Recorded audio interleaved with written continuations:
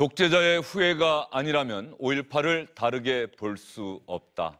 지난 5.18 광주민주화운동 39주년 기념식에서 문재인 대통령이 이렇게 분명하게 밝힌 적이 있지요. 독재자의 후예.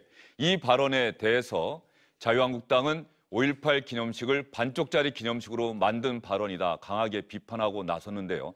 황교안 대표가 이 비판 대열에 가세했습니다. 황교안 대표의 발언 가만히 잘 들어보시기 바랍니다. 진짜 독재자의 후예가 누군데? 그리고 문재인 대통령을 향해서 대변인 짓 하고 있는 것 아니냐 이런 표현을 사용했습니다. 여러분, 진짜 독재자의 후예는 김정은 아닙니까? 문재인 대통령에게 제가 요구합니다. 김정은에게 정말 독재자의 진짜 후예라고 말씀해 주십시오. 진짜 독재자의 후예에게는 말 한마디도 못하니까 여기서 지금 대변인이라고 하고 있지 않습니까? 제가 왜 독재자의 후예입니까? 예, 시청자 여러분 어떻게 잘 들으셨습니까? 이 발언이 오늘 정치권에 상당한 논란을 불러일으키고 있습니다. 김영준 명지대 교수, 최창렬 용인대 교수, SBS 박문신 논설위원과 함께합니다. 어서 오십시오. 예, 안녕하십니까. 조금 전에 그 자막이 나가는데 말이죠. 분명히 대변인 짓 하고 있는 것 아니냐 이렇게 얘기가 나가지 않았습니까? 어떻게 들으셨어요? 일단 지읒자가 들어가는 거는 분명해 네. 보이는데 본인이 일단은 아니라고 하고 또 아니라고 해서 또 다시 들어보면은 또 지시라고 명확하게 또 얘기한 것 같지도 않고 좀 그러면 두 분은 어떻게 들으셨어요? 두 분은 그 대변인 지시라고 혹시 네, 들리셨습니까? 그렇게 들었는데요. 그렇게 들렸습니까? 네, 최 교수님 어떻게 들었어요? 대변인 분명히? 짓이라고 예. 저는 그렇게 들렸어요. 예. 네. 저 발언은 어디서 한 겁니까? 오늘 이제 황교안 대표가 지금 이른바 민생 투쟁 예. 대장정 계속 하고 있지 않습니까? 15째, 이게 15일째인데 예. 인천 자유공원에 있는 그 메가다 동상 헌화를 하는 장면입니다. 그러니까 메가다 동상을 굳이 선택한 것은 아마 일부 이제 진보 단체들이 동상 철거라든가 훼손 가지고 좀 논란이 있지 않습니까? 아마 이거를 겨냥해서 이 장소를 선택한 것 같고 이 장소를 선택했다는 그 메시지 자체가 우선 현 정부가 우리 이익이 아닌 북한 편 들기를 하고 있다. 그리고 북한의 김정은, 이른바 3대 세습 정권인데 여기에 대해서는 독재자라는 말은커녕 북한 인권이라는 단어조차 쓰지 못하고 있다. 그런데 유독 우리를 겨냥해서, 직접 언급은 안 했습니다만 한국당이라고 우리를 겨냥해서 독재자의 후예라니 하는 그런 심경이 저런 단어로다가 표출된 것이 아닌가 이렇게 생각이 됩니다. 예. 메가더 동상을 찾았다. 태극기 부대의 이른바 태극기 집회에 보면 말이죠. 태극기와 함께 미국의 국기인 성조기를 함께 휘두르는 그런 모습 많이 보이지 않습니까? 그렇죠. 황교안 대표가 혹시 오늘 메가더 동상 찾은 게 그런 것과 연관져서 생각해 볼 수 있는 대목이 있을까요? 일단 뭐 보수 정당에서 가장 강조하는 것은 현재는 뭐 자유와 인권을 강조하는 것 같아요. 북한의 인권에 대한 문제. 그러니까 지금 현 정부, 특히 이제 진보 세력은 이제 북한의 인권과 반핵과 반전에 관련돼서 침묵하고 있는 것에 대해서 이제 그동안 이제 비판을 계속 해왔었는데요. 메가더 뭐 장군은 뭐 다 아시다시피 이제 자유를 지키기 위한 그러한 인물로서 이제 우리가 인식하고 있고 또 그리고 또 알고 있지 않습니까? 이제 그 앞에서 일종의 이제 대립각을 만든 거죠. 자신들은 이제 자유를 지키는 세력이고 그렇지 않은 예를 들어서 북한과의 이러한 나름대로의 이러한 평화적인 관계를 유지하는 세력 이렇게 해서 대립적인 그런 프레임을 만드는 과정이 지금 계속해서 진행이 되고 있는 것 같습니다. 그러니까 그런데 이제 국민들 입장에서 봤을 때는 이제 이게 지나친 이념 논쟁을 넘어서서 이제 색깔론으로 가는 것이 아니냐라고 하는 우려들을 많이 하고 있는 부분들이 있는데요. 그런 차원에서 아마 황교안 대표가 이러한 그런 프레임 전쟁 속에 지금 깊이 들어가고 있는 것은 아닌가라는 그런 생각을 하게 됩니다. 예. 메가더 동상 지난해 보면은 반미단체에서 메가더 동상 화형식을 거행하고 그래서 구속영장이 청구되는 일도 있었는데 그렇습니다. 메가더 동상까지 찾았다. 황교안 대표가 앞으로 나는 어떤 길을 가겠다라고 하는 것을 분명하게 보여주는 효과도 있을 것 같은데 또 비판적으로 보는 시각도 물론 있을 것이고요. 황교안 대표가 이제 황교안 체제에 들어선 이후에 그 좌파 독재란 좌파란 단어를 굉장히 많이 사용하잖아요. 거기에 대한 뭐 비판도 많이 따르고 있고 또 어쨌든 결과적으로 황교안 체제가 들어선 이후에 한국당의 지지율이 많이 올랐어요. 그래서 아마 이런 어떤 이념적인 거 그리고 이념 공세 그리고 색깔론에 관련되는 이러한 것들에 대한 지나친 확신이 좀 있는 것 같아요. 막상 이제 정치적 효능감도 느끼는 것 같고 그 좌파 독재나 좌파 파퓰리즘 얘기하고 있고 지금 말씀처럼 메가더 이제 장군 동상 앞에 가서 김정은 위원장을 얘기하고 있잖아요. 전 지금 김정은 위원장과 지금 이 독재자의 후예라고 발언하는 것과 이건 동렬해서 비교할 건 전혀 아니라고 생각하는데 이걸 거기에 연관시키고 있습니다. 논리적으로.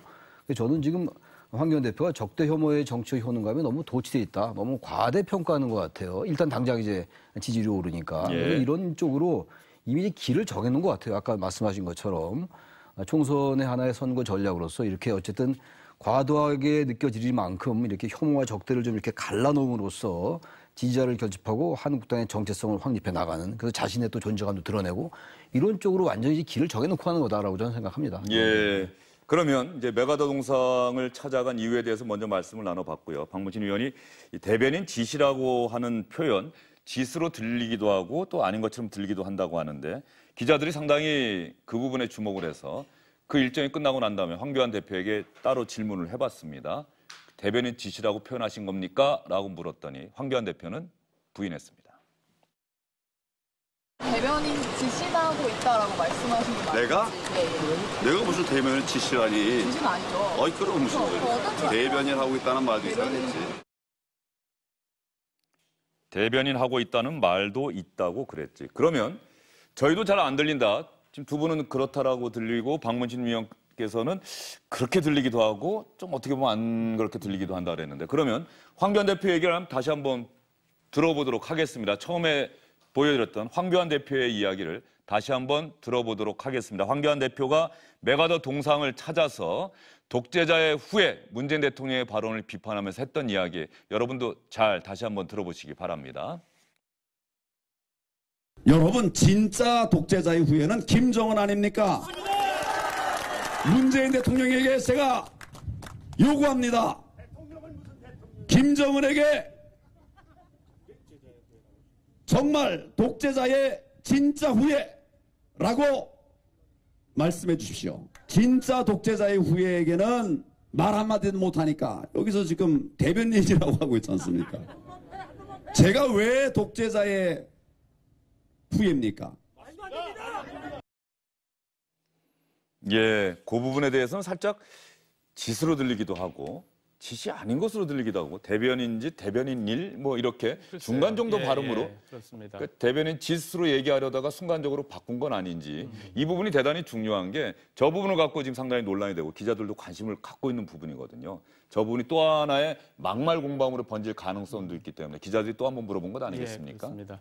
그러니까 지금 지시 아니면은 무슨 단어일까라고 생각하면 또 마땅히 대체되는 단어가 없어요. 그러다 보니까 더 이제 그렇게 들리는 측면도 있는데 또 진짜 지시냐고 또 유심히 들어보면 또 아닌 것 같기도 하고 그래서 조금 조심스럽긴 한데 일단 뭐 본인이 해명은 했습니다만은 근데 어떤 단어일까 한번 저는 아마 오늘 여러 군데서 저 단어의 뭐랄까 음성학이랄까요 그런 거 하시는 분들이 좀 여러 가지 좀 찾아보지 않을까 싶은 생각도 듭니다. 예, 어쨌든 간에 이제는 대통령을 향해서 김정은 위원장의 수석 대변인 나경원 원내대표가 국회에서 그 연설했을 때만 해도 민주당이 강하게 반발하고 청와대에서도 비판하고 나섰었는데 어쨌든 이제 자유한국당 대표 입에서도 문재인 대통령이 대변인이다 김정은 위원장이 이 표현은 나온 거예요. 진짜 보통 이제 현장에서 연설을 할 때, 그러니까 우리가 보면 연설문을 읽는 거하고 현장에서 연설을 하는 거는 다를 수 있거든요. 근데 아마 저거는 이제 연설문을 읽은 것 같지는 않고 현장에서 즉석 연설했기 때문에 예.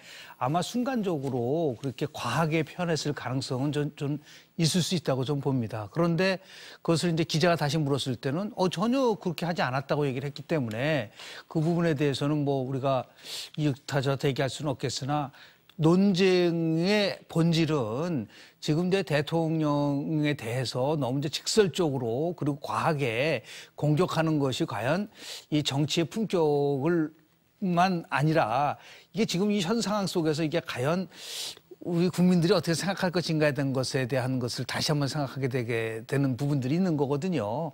그래서 우리가 좀 이제 언어의 품격이란 말을 많이 얘기를 하고 있지만 네. 이제 서로가 상호 존중에 대한 얘기를 좀 가졌으면 좋겠다라는 얘기를 좀 말씀을 좀 드리고 싶어요.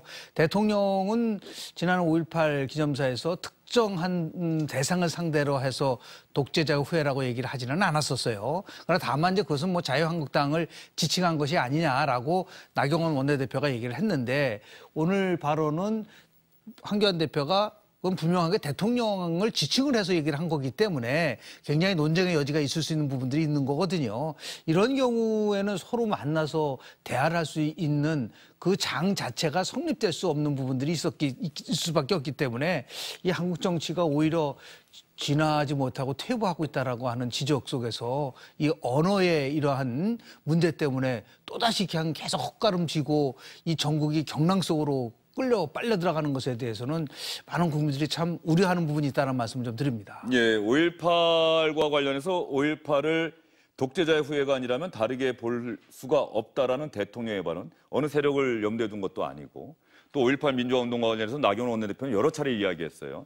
우리의 전신인 김영삼 정부 시절에 광주 민중항쟁을 광주 민주화운동으로 처음 규정을 했고 특별법도 만들었다. 그렇다고 한다면 그 독재자의 후예 발언에 대해서 자유한국당이 크게 반발할 이유는 없는데 황교안 대표는 오늘 그 독재자 후예 발언이 저보고 독재자의 후예라고 한 것 아닙니까라고 분명하게 얘기를 한 거예요. 황교안 대표는 단정을 한 거예요. 지금껏 나온 얘기는 이제 황교안 대표가 대통령의 이 말은 한국당을 지칭한 게 아니냐라고 해석했던 거였는데 오늘 분명히 단정을 하면서 이제 저런 이른바 대변인 지시인지 아닌지 어쨌든 그런 발언을 나온 건데. 저 앞에 황교안 대표 발언 중에 빠진 게 있어요. 제가 왜 독재자의 후예입니까라고 반문하는 게 있는데 그게 오늘 안 들어갔네요. 그러니까 단정을 한 거예요. 자신을 얘기한다고 단정을 하면서 저 발언을 한 건데 여기 잠깐 나와 있습니다. 5.18의 진실은 보수 인물은 아닐 수가 없다. 맞는 말 아닙니까? 그다음에 광주가 지키고자 했던 가치가 바로 자유이고 민주주의였기 때문이다. 이 말은 전혀 이의를 제기할 수 없어요. 이념적 차원에서도.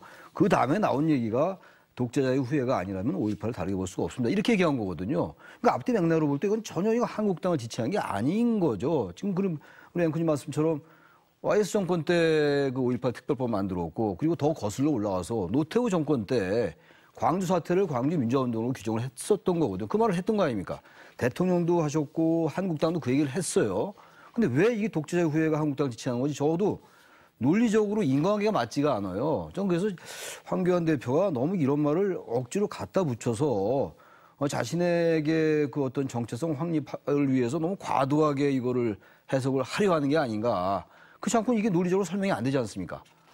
지금 제가 처음에 이 방송을 시작하면서 황교안 대표의 발언과 관련해서 제가 지시라는 표현을 썼는데요. 들어봤더니 지수로 들리기도 하고 아니게 들리기도 한다라고 했는데 현장을 취재했던 기자들 또 많은 언론들은 대변인 지시라고 썼다라고 분명히 기사를 쓰고 있습니다. 여러분께서 기사 검색하시면 지금 당장 확인해 볼 수가 있는 발언이고요. 황교안 대표는 나는 대변인 지시라는 표현을 안 썼다고 기자들의 추가 질문에 부인을 했는데 어쨌든 청와대에서도 반응이 나올 수밖에 없을 것 같습니다. 청와대 출입기자들이 질문을 하지 않았겠어요? 예, 뭐 당연하죠. 어떻게 받아들입니까? 질문을 했을 텐데요. 대변인이 일단 거기에 대한 입장을 얘기를 했습니다. 그 막말이 막말을 낳는다. 정치 혐오, 편가르기 발언 난무한다. 그리고 이제 그 뒤에 이제 하고 싶은 얘기를 한 것 같은데요. 말은 그 사람의 품격을 나타낸다. 이렇게 이제 표현을 했는데, 어떤 말의 형식, 요거에 초점을 맞춰가지고 이제 비판하는 그런 취재 얘기를 한 건데, 말의 내용보다는 말의 그 어떤 형식, 요거를 더 집중해서 비판한 것이 특징이라면 뭐 특징이지 않을까 이런 생각도 듭니다. 하나의 막말이 또 다른 막말을 낳는 상황이다. 이런 이야기까지 나오고 있는데 저희가 이 시간에도 여러 차례 얘기를 했습니다만 막말은 대한민국 정치권에서 아마 100년이 지나도 사라지지 않을 것 같다. 이런 얘기까지는 했는데 말이죠. 제1야당의 대표, 유력한 차기 대선 주자로 거론되고 있는 황교안 대표가 왜 발언의 강도를 저 정도 수위까지 올릴까? 왜 그럴까요? 저는 일단 그 황교안 대표가 정말 스스로 저런 생각을 가지고 있다는 생각도 좀 들어요. 왜냐하면 단순히 선거 전략 차원에서만 저런 얘기를 한다면 저렇게 자주 얘기할 수가 없는 거거든요. 근데 좌파란 단어도 그렇고 대변인, 이수석 대변인 얘기는 맨 처음에 나경원 대표가 했다가 그다음에 황교안 대표도 했다 또 한 거예요. 지금 저 대변인 얘기는. 저는 이런 식으로 하는 건 어쨌든 그 황교안 대표의 인식의 저변에 그런 생각이 있다라고 보고 또 하나가 어쨌든 정치적 효능감. 그 이후에 지지율이 오르고 지지자들이 결집하는 이러한 현상을 볼 수가 있기 때문에 계속 이러한 식으로 어쨌든 지금 여권과 각을 세우고 어떤 그 적대적인 혐오적인 대상을 설정함으로써 뭔가 지지율을 올리려는 이런 전략도 깔려 있는 거다. 두 가지가 다 있는 거라고 저는 생각합니다. 기본적으로. 예, 최 교수님 분석에 우리 김 교수님은 보태실 말씀 있으십니까? 전 좀 보태고 싶다는 거는 이건 거죠. 그러니까 대통령 기념사 중에서 독재자의 후예가 아니라면 5.18을 다르게 볼 수 없다는 얘기를 썼지 않습니까? 근데 꼭 독재자의 후예라는 표현보다는 광주민주화 정신을 계승한다면 5.18을 다르게 볼 수 없다라고 표현했어도 얼마든지 전달이 될 수 있었지 않았었는가. 그런 부분들이 조금 아쉽습니다. 왜냐하면 5.18은 누가 뭐래도 민주주의는 대통령도 얘기를 하셨잖아요. 자유가 민주주의 가치라고 얘기하지만 민주주의의 가장 중요한 거는 또 포용이지 않습니까? 그러니까 상대방에 대해서 여하튼 간에 포용하고 관용하는 모습이 민주주의의 참뜻이라고 한다면 그렇게 표현하지 않았었으면 좋았었다는 생각을 저는 개인적으로 했고요. 또 하나는 뭐냐면 프랑스에서 나오는 똘레랑스. 그렇습니다. 또 하나는 이제 그겁니까? 창교안 대표가 저렇게 집중 내가 독재자의 후예자냐 얘기한 거는 또 이 면에는 자기가 굉장히 무시당하고 있다는 생각을 갖고 있는 것 같아요. 지금 뭐 우리 악수 패싱이란 말이 나올 정도로 그러니까 왜 우리 한국 정치가 아주 굉장히 지엽적인 문제를 가지고 모든 것을 덮고 있단 말이에요. 이런 부분 속에서 정치의 본질이라는 것은 오히려 갈등을 증폭하는 게 아니라 갈등을 조정해야 됨에도 불구하고 그렇죠. 한국 정치의 갈등을 증폭하고 있다는 이 부분 속에서 어느 한쪽이 전부 다 잘못됐다고 저는 보지는 않습니다. 서로가 조금씩 너무 자신의 주장만 강조를 하다 보니까 이렇게 정말 국민들의 생각과는 멀어지는 정말 그 과격한 투쟁의 정치가 나오지 않나 좀 생각이 좀 들어서 너무나 아쉽다는 말씀을 좀 드립니다. 문재인 대통령의 독재자의 후예 발언은 또 문재인 대통령이 정말 하고 싶었던 말 아닐까요? 물론 그렇죠. 지난 1년의 과정을 보면서. 그렇습니다. 그러니까 서로가 조금씩 물론 하고 싶은 말은 있지만 다른 것도 아니고 저는 5.18 민주화 운동이라고 하는 더 큰 틀 속에서 본다면 오히려 양보하고 포용하고 끌어안는 것이 더 큰 정신이 아니에요. 저는 그래서 김대중 대통령이 살아생겼을 때 그 수없이 많은 얘기를 했었어요. 다 용서하고 안고 가자. 용서와 화해라는 말을 많이 썼지 않습니까? 김대중 대통령은 5.18 민주화 운동의 최당사자였었습니다. 그럼에도 용서하고 화해하라는 말을 주변에 수없이 얘기를 했다는 부분들 이런 거를 조금 저는 빗대어서 좀 말씀을 좀 드리고 싶습니다. 예. 들어요. 아주 좋으신 말씀을 항상 많이 하시는데 이 5.18 민주화 운동은 뭡니까? 광주라는 거는 전두환 전 대통령, 뭐 방송이니까 전 대통령이라고 불러야 되겠죠. 전두환 전 요즘은 대통령. 전두환 씨라고도 많이 하죠. 합니다. 저는 예. 전두환 씨라고 하겠습니다. 전두환 씨가 저지른 거 아닙니까?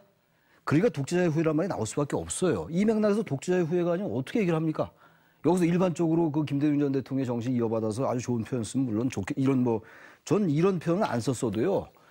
논란은 분명히 일어났을 거예요. 그래서 저는 이 5.18의 진실이 보수화짐으로 알 수 없다 할 때는 이런 것들을 강조하기 위해서는 독재자의 후예가 딱 맞는 표현인 것 같아요. 제가 뭐 문재인 대통령의 이 발언에 대해서 뭐 해석한 건 아닙니다만 저는 그래서 우리 김 교수님이 항상 좋은 말씀 하시는데 그럼에도 불구하고 이런 부분들에 대해서 이걸 반쪽짜리 기념식이라고 얘기하고 이걸 자신을 자신을 지목했다고 얘기하는 이런 부분들은 그야말로 5.18 민주화운동에 대한 그 생각이 대단히 왜곡돼 있다라고 생각할 수밖에 없는 것 같아요. 예, 알겠습니다. 황교안 대표의 오늘 이 발언은 상당한 파장을 불러일으킬 것 같습니다. 민주당에서도 황교안 대표를 비판하는 발언이 나오고 있고요. 이 비판을 받아서 또 자유한국당에서 또 다른 비판을 내놓고 이런 식으로 계속해서 일종의 막말을 둘러싼 정치권의 공방이 계속될 것으로 보인다. 여기까지 전해드리도록 하겠습니다.